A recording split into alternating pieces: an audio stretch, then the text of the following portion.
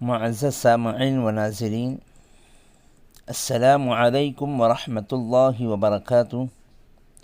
میں آپ کے ساتھ ذکی اللہ خان اشاعتی بیودوی۔ ناظرین کرام، اس وقت کی بڑی اہم خبر آپ حضرات کے ساتھ شیئر کی جاتی ہے کہ جمعیت علماء مہاراشٹر کی اپیل۔ جمعیت علماء مہاراشٹر جو کہ ملت اسلامیہ کی نگہبانی اور مصیبت کی گھڑی میں ہر وقت پیش رہتی ہے، خدمت خلق کے باب میں اس کی خدمات کا دائرہ نہایت وسیع ہے۔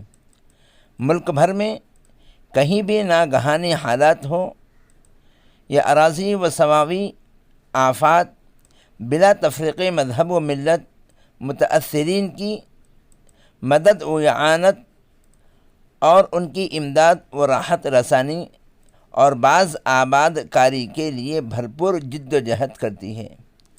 جاریہ سال لاک ڈاؤن میں ملک بھر میں پھنسے ہوئے تبلیغی جماعت کے ساتھیوں اور طلبہ مدارس کو ان کے گھروں تک پہنچایا گیا۔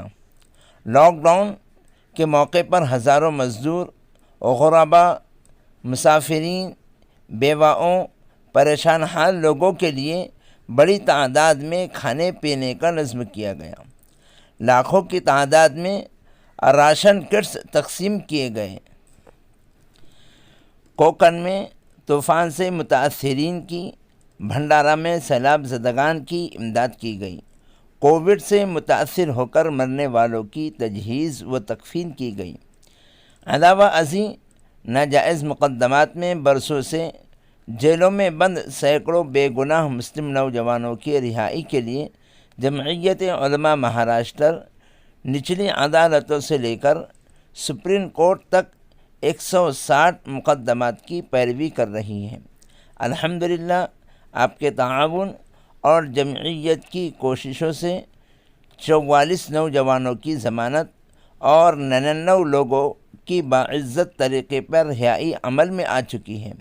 لہذا آپ سے مؤدبانہ گزارش ہے کہ ہمیشہ کی طرح سال بھی ماہ رمضان المبارک کے موقع پر جمعیت علماء مہاراشٹر کی صدقات، زکوٰۃ، عطیات و امداد کے ذریعے زیادہ سے زیادہ تعاون فرما کر ثواب دارین حاصل کریں۔